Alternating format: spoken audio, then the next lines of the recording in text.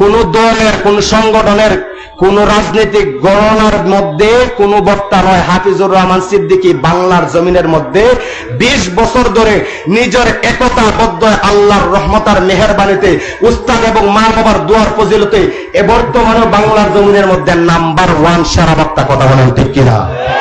এদের শায়েখ হাফিজুর রহমান সিদ্দিকী আল্লাহ তাআলা নেক হায়াত দান করুক, যার উসিলাতে বাতিলদের ওয়াজ মাহফিল, আগের মধ্যে 15 বছর আগে আমরা দেখতাম টেম্পু রিস্কার মধ্যে গান বাজনা চলতো, মুখানো সিনেমার কথা চলতো। কথা বলেন ঠিক কিনা?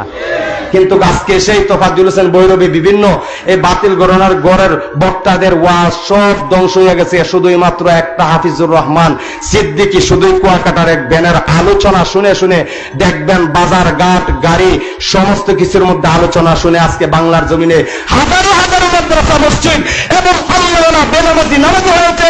যে সুদ করছে সুদ চড়েছে, ঘুষ চড়েছে, চাকরিজীবী নামাজ পড়েছে, একজন দুইজন লোক বাংলার জমিনের লক্ষ তৌহিদ জনতা হয়েছে। কথা বলেন ঠিক কিনা?